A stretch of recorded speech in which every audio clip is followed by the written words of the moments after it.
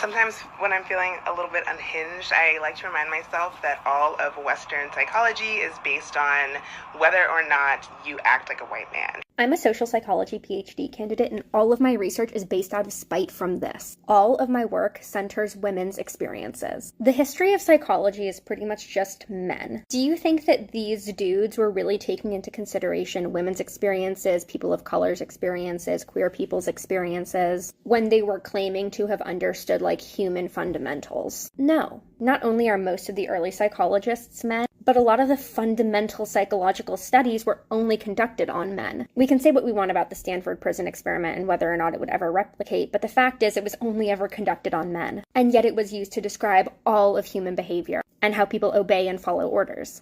Is this a basis of human psychology, or is this a basis of men's psychology? This isn't an issue just in psychology. Women have been excluded from all types of research, psychological, medical, clinical trials, because researchers claim that working with women or female species is too complicated because of our fluctuating hormones. Okay.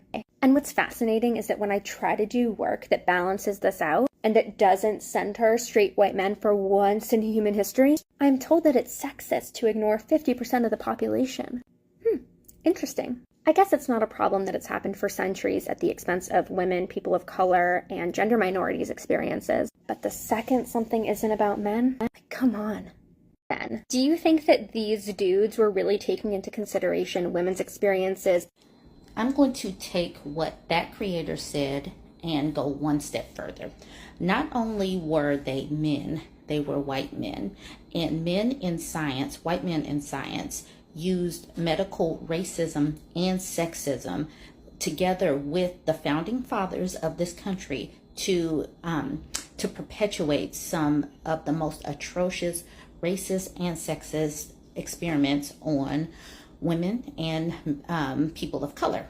Medical apartheid speaks on medical racism, and it is a very challenging book to read, but it illuminates a lot of history and things that went into history as far as racism and how racism and history and legislation, even the government, was involved in some of the atrocities that that medical science put on Black people and Black women. So this is a book to check out.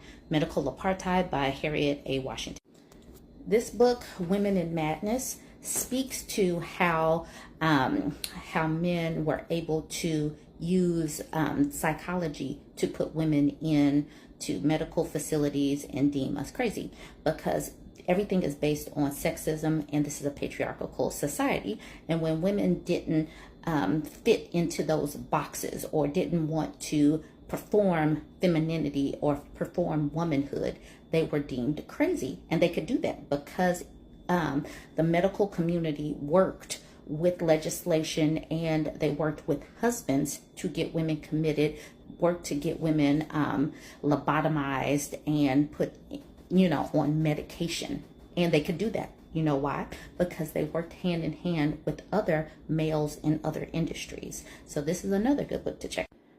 Finally, this book called Inferior: How Science Got Women Wrong, and the new research that's rewriting the story speaks to how sexism was and is woven throughout science. Science is biased no matter what people might think.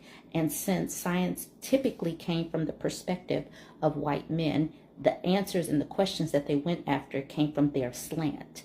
So many of the things were based on the opinions of white men, and then it was a self-reinforcing situation where the people who disseminated the information were white men, the people that created the information were white men. So we have a lot of unpacking to do, and this is another good book for that. So check this out. Anyways, jump in the comment section. Tell me what you think. Like, comment, share.